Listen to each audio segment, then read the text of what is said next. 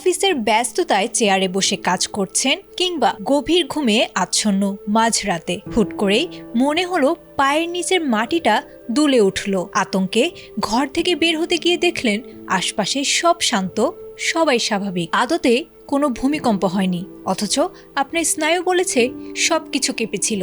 বাংলাদেশে সাম্প্রতিক ধারাবাহিক ভূমিকম্পের পর এই অদ্ভুত দুলুনির অভিজ্ঞতা এখন হাজারো মানুষের। এটি কোনো ভৌতিক বিষয় নয়, বরং এক অদৃশ্য মানসিক যুদ্ধের শুরু।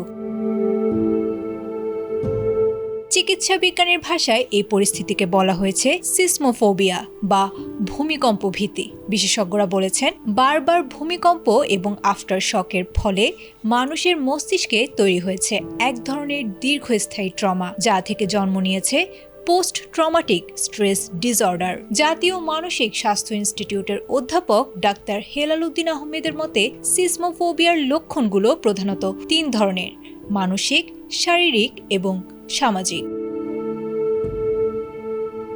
সারাক্ষণ মৃত্যু ভয় এবং ভবন ধসের আতঙ্কে থাকা, হঠাৎ বুক ধড়ফড় করা, শ্বাসকষ্ট, মাথা ঘোরা বা কান ভোঁ ভোঁ করা, উঁচু ভবন বা পুরনো স্থাপনা এড়িয়ে চলার প্রবণতা এই ফোবিয়ায় আক্রান্তের বেশ কিছু লক্ষণ। অন্যদিকে তাৎক্ষণিক তীব্র আতঙ্ককে বলা হয়েছে প্যানিক অ্যাটাক। গত 21শে ডিসেম্বর ভূমিকম্পের সময় অনেকেই শিকার হয়েছিলেন এমন পরিস্থিতির। মনোবিজ্ঞানীরা বলেছেন, এই ভীতি কাটানো সম্ভব। কগনিটিভ বিহেভিয়ারাল থেরাপি এবং নিয়ন্ত্রিত পরিবেশে এক্সপোজার থেরাপির মাধ্যমে মস্তিষ্ককে পুনরায় স্বাভাবিক করা যায়। এছাড়া ব্যক্তিগত পর্যায়ে ভূমিকম্পের পূর্ব প্রস্তুতি বা সেফটি ড্রিল মানুষের মনের অনিশ্চয়তা কমিয়ে আত্মবিশ্বাস বাড়াতে সাহায্য করে।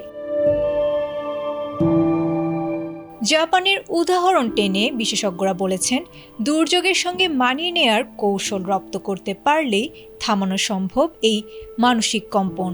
অযথা আতঙ্কিত না হয়ে সচেতনতাই হতে পারে এই ফোবিয়া জয়ের প্রধান অস্ত্র।